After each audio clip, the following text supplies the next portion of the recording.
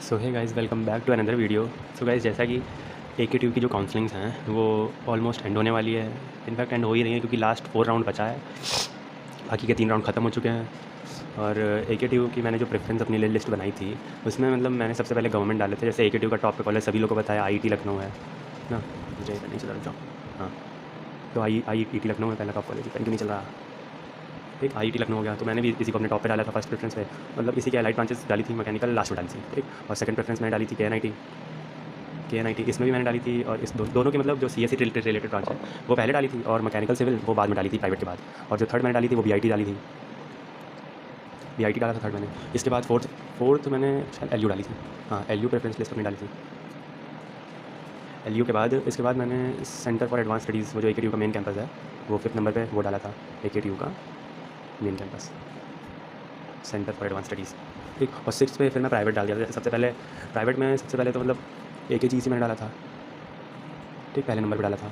और थर्ड और 7th number पे मैंने GL बजाज डाला था, GL बजाज डाला था 7 नंबर पे। और जो 8th नंबर पे मैंने डाला था वो गलगोटिया डाला था।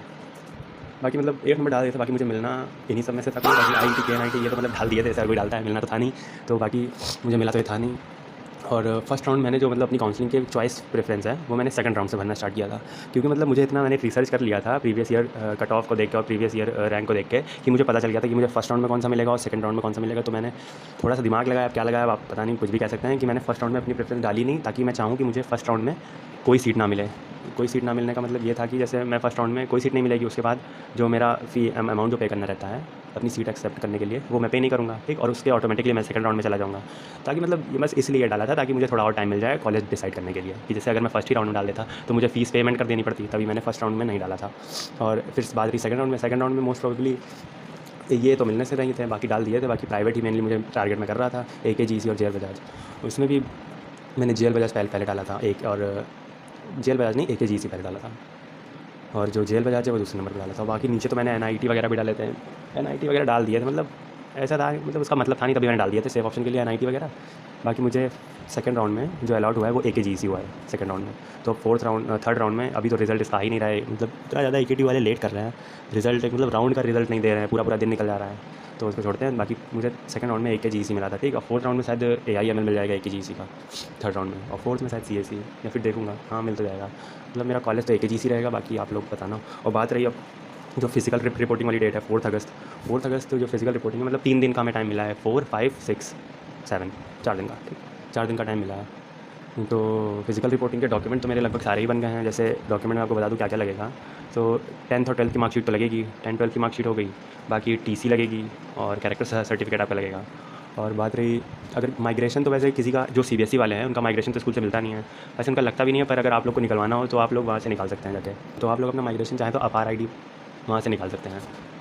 मतलब अपार ID क्या, अपार ID मतलब DG लॉकर पर जाके आप उस पर अपना सर्च करेंगे तो आपका मतलब माइग्रेशन भी निकल जाएगा, और उस पर मतलब सारे सर्टिफिकेट निकल जाएंगे। और बात रही जो मेडिकल सर्टिफिकेट है वो तो आपको AKTU की वेबसाइट पे दिया हुआ है। आप लोग मतलब अपने किसी गवर्नमेंट हॉस्पिटल में जाके, डिस्ट्रिक्ट जो भी हॉस्पिटल है गवर्नमेंट, वहाँ पे जाके बस आपको मतलब उनका जो फॉर्मेट रहता है वो नहीं देना है, आपको हर जगह अपना फॉर्मेट देना है जो AKTU की वेबसाइट पर मेंशन है, ठीक।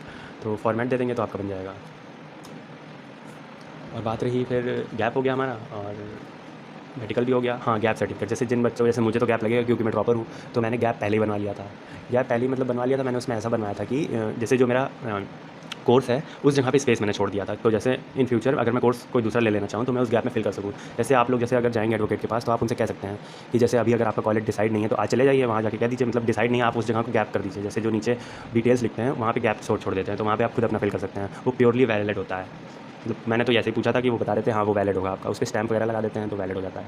बाकी गैप भी आपका बन जाता है। और बात रही एंटी रैगिंग एफिडेविट की, एंटी रैगिंग में मतलब कई कॉलेज का अपना खुद का फॉर्मेट रहता है, पर खुद का क्या, मुझे तो लगता है कि ज़्यादातर कॉलेज जो ऑनलाइन आपका एंटी रैगिंग बनता है वो बना सकते हैं, तो कहीं जाने की ज़रूरत नहीं है। एंटी रैगिंग तो आपका एक दिन पहले भी बन जाएगा, तो आपको वो वेबसाइट से बनवा लेना एंटी रैगिंग। उसमें आपका बस नाम लगेगा और जिस कॉलेज में जा रहे हैं उसका नाम, वो तो बाद ही बनाओ, मतलब बाद ही में बना सकते हैं जब आपका कॉलेज डिसाइड हो जाएगा।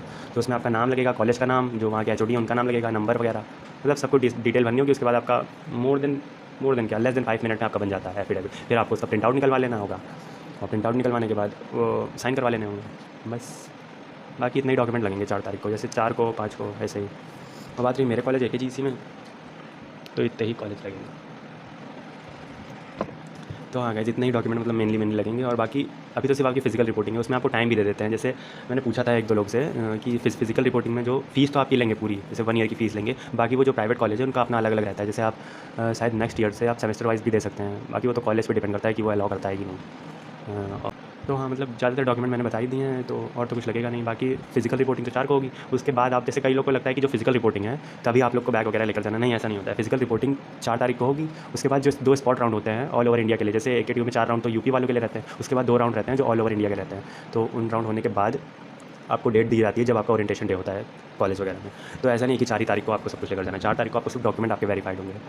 तो हाँ, बस इतना ही लगेगा। बाकी अगर और कोई डिटेल्स आपको चाहिए हो तो आप लोग पूछ सकते हैं कमेंट में, काउंसलिंग से रिलेटेड और कॉलेज कोई भी। Thank you.